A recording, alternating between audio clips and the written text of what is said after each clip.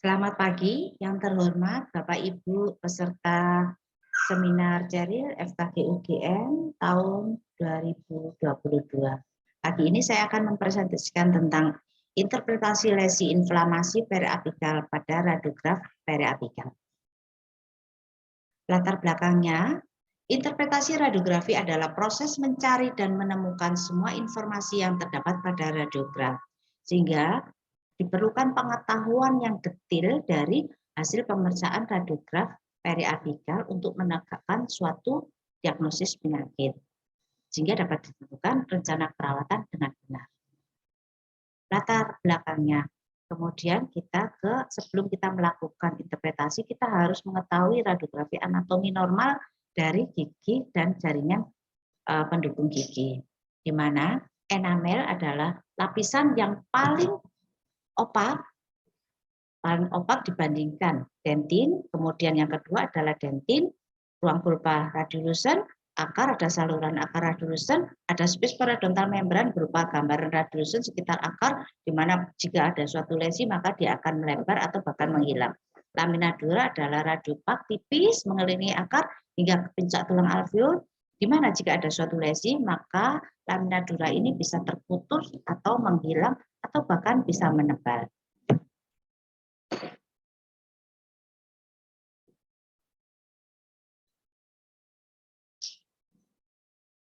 Kualitas radiografi proyeksi intraoral. Sebelum kita melakukan interpretasi, maka kualitas radiografi itu harus dapat diinterpretasikan, layak untuk diinterpretasikan. Apa itu? Yaitu radiograf harus mencatat daerah yang lengkap dari suatu radiograf tadi, yaitu oklusal atau insisal harus terlihat, tidak boleh terpotong, hingga ke minimal 2 mili dari periapikalnya. Dan jika ada lesi, maka keseluruhan lesi tersebut harus terlihat secara keseluruhan juga beserta jaringan sehat di sekitarnya minimal 2 mili. Dan jika pada radiograf periapikal tidak dapat dijangkau, kita bisa menggunakan teknik radiografi yang lain, oklusal atau ekstraoral. Kita juga harus memahami keterbatasan radiografi dalam mendeteksi suatu karies. Jika suatu karies awal-awal, maka secara radiografi belum dapat terdeteksi. Foton belum bisa dapat mendeteksi adanya perubahan dari tulang atau gigi tersebut. Jika kerusakan sudah lebih dari 30%, maka akan tampak terlihat perubahan. Kemudian posisi juga dari kun itu mempengaruhi. Kalau tidak tegak lurus, maka seakan-akan lesi itu misalnya ada di enamel bisa terlihat seakan-akan sampai dentin.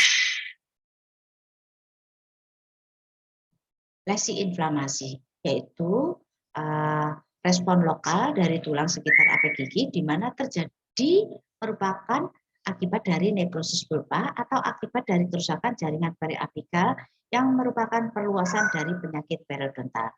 Nekrosis pulpa terjadi sebagai akibat dari masuknya bakteri ke pulpa melalui karies atau trauma. Lesi inflamasi periapikal itu meliputi antara lain periodontitis apicalis, abses periapikal, granuloma periapikal. Dan pada lesi periapikal itu jika terlihat lebih radiolucent, maka disebut dengan rarefying osteitis. Dan jika lesinya terlihat lebih radiopak dari normal, maka disebut dengan sclerosing osteitis atau condensing osteitis atau focal sclerosing osteitis. Berikut adalah bagan perjalanan dari suatu penyakit.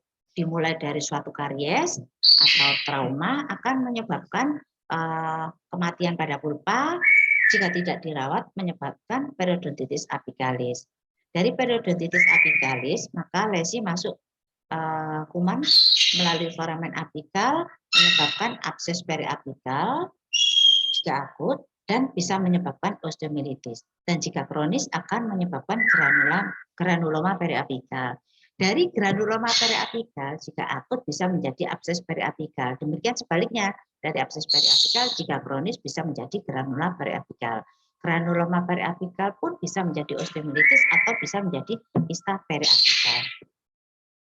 Berikut adalah bahkan perjalanan penyakit yang seperti yang ilustrasi, yaitu radiolucent adalah karies dari enamel, dentin, dan seterusnya. Melalui foramen apikal menyebabkan lesi periapikal. Gambaran klinis adalah sangat penting. Kita tidak bisa melakukan interpretasi suatu radiografi tanpa pemeriksaan klinis. Jadi misalnya suatu inflamasi itu bisa ditandai dengan adanya pembengkakan, demam, adanya limfadenopati. Gambaran radiografi. Gambaran radiografi dari lesi inflamasi itu sangat tergantung pada lama terjadinya lesi. Jika suatu lesi masih akut atau awal-awal terjadinya suatu lesi, maka radiograf belum dapat melihat suatu perubahan.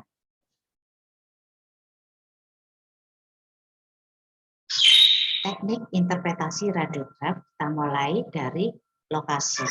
Kita melihat ya, lokasi merupakan langkah awal mengindikasikan tipe jaringan yang menyebabkan abnormalitas.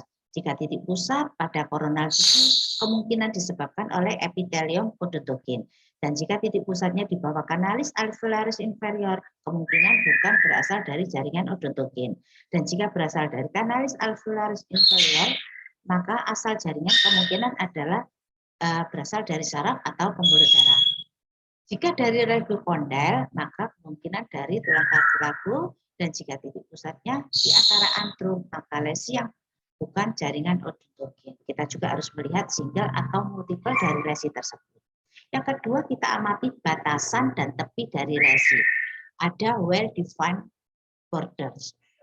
Ada bentukan batasan punch out, yaitu suatu batas yang jelas yang tidak ada reaksi tulang yang mendekati abnormalitas.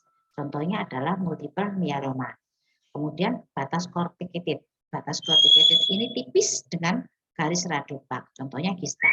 Dan batas sklerotik yaitu merupakan batasan dengan area yang lebar. Batasan radiopak dari tulang reaktif, contohnya periapikal segmental displasi atau selanjutnya adalah ada batasan dengan dikelilingi kapsul jaringan lunak. Itu contohnya pada odontoma atau sementoblastoma. Ini adalah potongan dari radiografi panoramik yang saya ambil dari White Paro A, yaitu adalah batasan dari punch out ya, kita lihat di periapikalnya. Batasan yang tidak jelas atau disebut juga dengan ill-defined, yaitu yang pertama batas diffuse, yaitu campuran, yaitu batasnya diffuse. Batasnya tidak jelas, contohnya sclerosing ostitis, abses.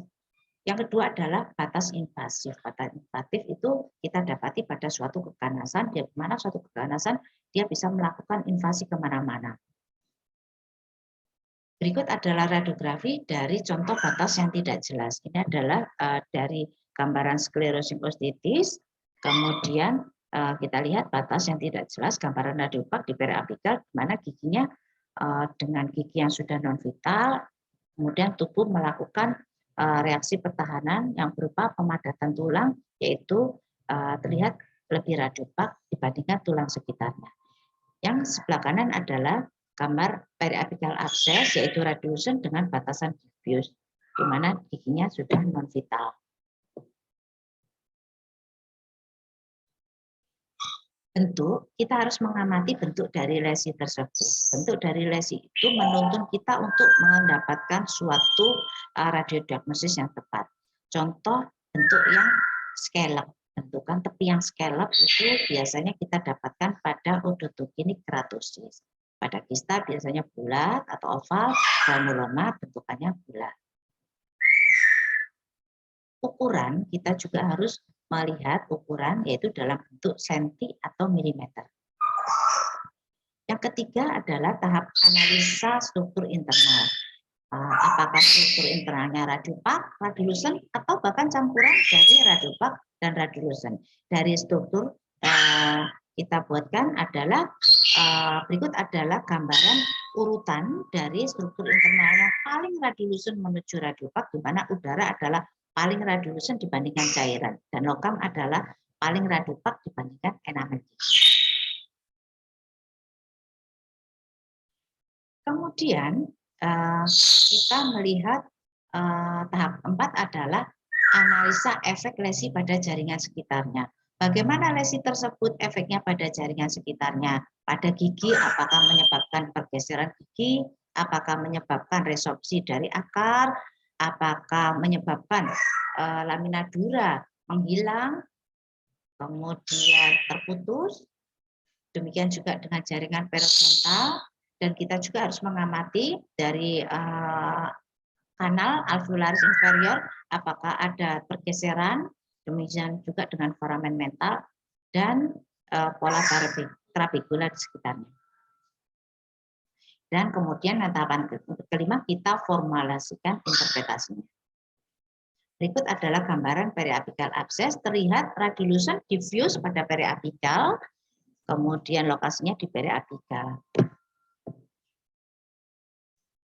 Berikut adalah pada gigi 46 terlihat lesi dengan periodontitis kronis karena ada pelebaran space periodontal membran, kemudian ada radiopak pada periapikalnya dengan batas yang diffuse, ada perawatan post PSA dan tumpatan. Kemudian kita amati pada furkasinya ada gambaran radiolucent berupa pelebaran space periodontal membran. Sehingga gigi 46 adalah periodontitis kronis disertai condensing osteitis oleh karena nekrosis pulpa post PSA disertai furcation involvement grade 1, di mana grade 1 itu hanya berupa pelebaran space periodontal membran dan klinis tidak ada kelainan. Kemudian ini adalah radiografi dari kista radikular, terlihat batasan radiopak, radiolucent batas jelas dikelilingi radiopak atau radiolucent batas jelas tegas, ada post PSA, kita semua harus amati, di mana lamina dura dan space periodontal membran menghilang pada sepertiga akar. Selanjutnya adalah, oke, terima kasih.